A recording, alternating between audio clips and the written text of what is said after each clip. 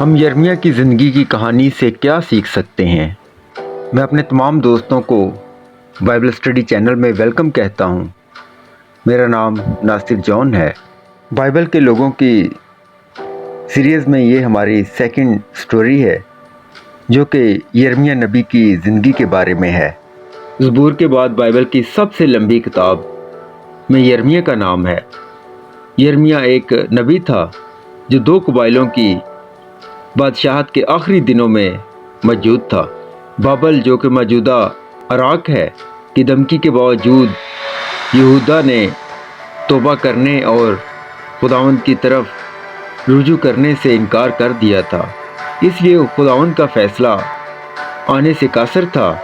यिर्मयाह को खुदावंद ने इस फैसले का ऐलान करने और यहूदा के कबीले के लोगों को आखिरी मौका देने के लिए बुलाया था। इसकी ज़िंदगी से इसकी पेशनगोइयाँ और वाक़यात बाइबल की किताब यिर्मयाह में पाए जाते हैं। आज के टॉपिक में हम दूसरे पहलू पर तवज्जो मरकूज़ करना चाहते हैं, यानी यिर्मयाह की ज़िंदगी। यिर्मयाह कौन था? यिर्मयाह काहिन था। वो हलकिय्याह का बेटा था और वो बिन्यामीन के इलाके में रहता था, जो कि यिर्मयाह एक बाप एक आयत में मौजूद है। उसने यरूशलेम के ज़वाल का तजर्बा किया था और यहूदा के लोग बाबल में असीर हो गए थे, यानी बाबल के लोग यहूदा के लोगों को पकड़ कर ले गए थे, जिसका जिक्र 39 बाब में मौजूद है। यिर्मयाह खुद भी सरज़मीन इसराइल में लोगों की बाक़ियात के साथ रहा, लेकिन बाबली गवर्नर गेदलिया पर कातलाना हमला के बाद बाकी मानदा लोग मिस्र भाग गए और यिर्मयाह को अपने साथ ले गए, जो कि यिर्मयाह 43 बाब में हमें ज़िक्र मिलता है। यिर्मयाह ग़ालिबन मिस्र में वफ़ात पाए थे। यिर्मयाह की पुकार।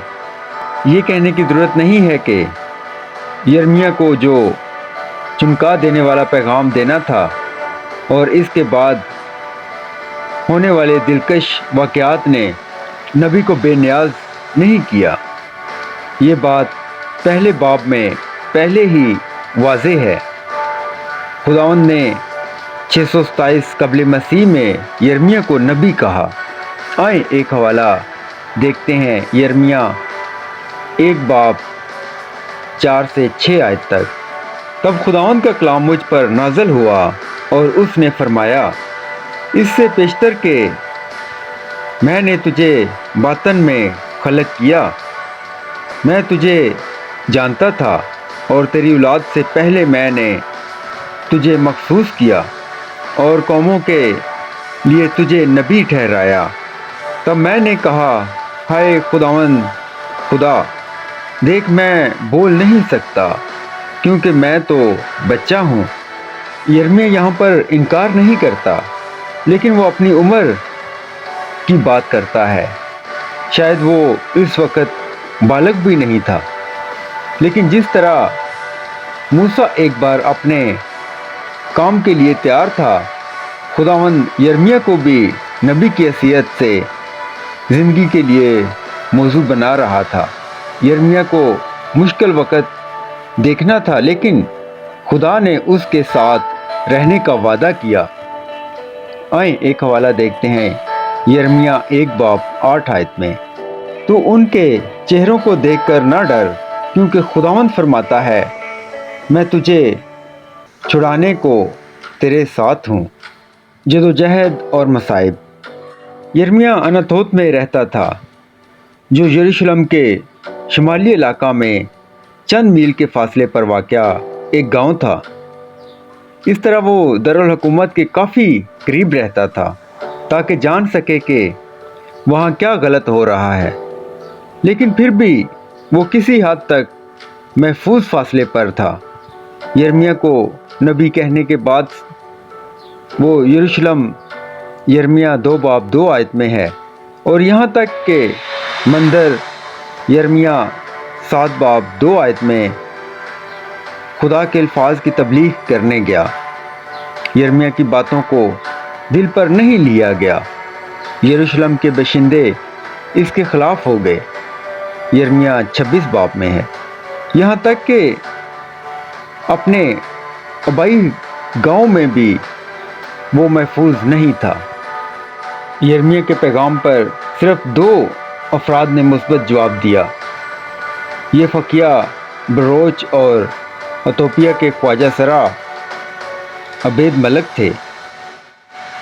یرمیہ کو جتنی مزاحمت کا سامنا کرنا پڑا اور اس کے ساتھ ساتھ اسے جو فیصلہ کرنا تھا اس کا وزن بھی نبی کے ساتھ اچھا نہیں بیٹھتا۔ یرمیہ کو سخت چیلنج کیا گیا اور اس نے اپنی پکار پر خدا کے ساتھ کشتی لڑی۔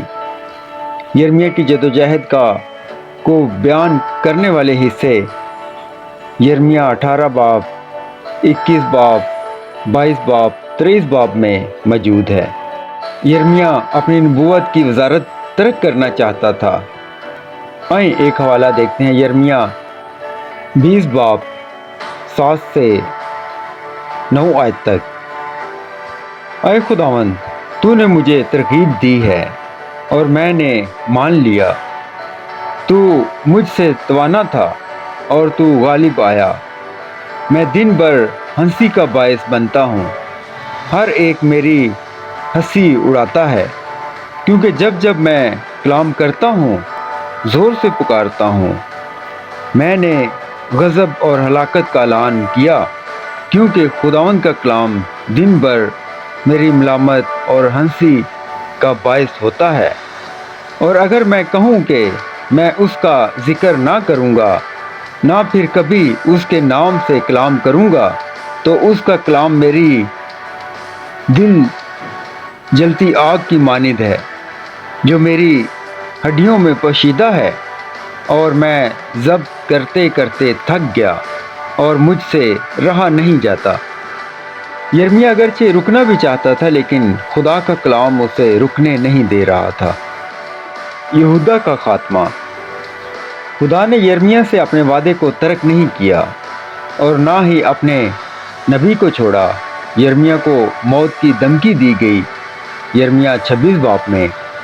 یرمیہ 28 باب میں اسے جھوٹے نبیوں سے مقابلہ کرنا پڑا۔ تاہم جب اسے یروشلم کے محاصرے کے دوران قید کر کے مٹی کے گڑھے میں پھینک دیا گیا، تو خدا نے اسے بچانے کے لیے ایک شخص کو بھیجا، جو کہ یرمیہ 38 باب میں ہے۔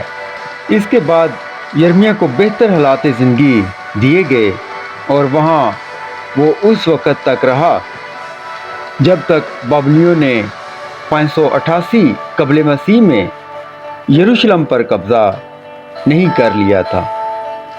اس کی جان بچ گئی اور اسے یہودا میں رہنے کی اجازت دی گئی۔ تاہم جب بابلیوں کے گورنر کو قتل کیا گیا تو حالات پھر سے خراب ہو گئے۔ باقی یہودی یرمیہ کے پیغام کو مکمل طور پر نظر انداز کر کے مصر فرار ہو گئے۔ انہوں نے یرمیہ کو اپنے ساتھ جانے پر مجبور کیا۔ مصر میں یرمیہ نے اب بھی بت پرستی کے خلاف پرجوش پیشن گوئی کی تھی۔ یرمیہ 40 سال کی وفادار خدمت کے بعد مصر میں انتقال کر گیا تھا۔ اگر ہم یرمیہ سے ایک بات سیکھ سکتے ہیں تو وہ بلا شبہ یہ اس کی وفاداری ہے۔ کسی بھی دوسرے نبی سے زیادہ مخالفت کا سامنا کرنے کے باوجود وہ خدا کی اطاعت کرتا رہا۔ پس پولس نے یرمیہ کو اپنی وزارت کے لیے مثال کے طور پر لیا ہے، غلاطیوں 1 باب 15-16 آیت میں اور دوسرا کرنتھیوں 3 باب میں۔ یرمیہ کا پیغام کہ اسے خدا کی طرف آگے بڑھنا تھا اور اس کا نام کتاب میں محفوظ کیا گیا تھا۔ اس لیے آج بھی ہم گناہ پر خدا کے غضب کی حقیقت اور اس عہد کے ساتھ خدا کی وفاداری کے بارے میں پڑھ سکتے ہیں جو اس نے کبھی اسرائیل کے ساتھ کیا تھا۔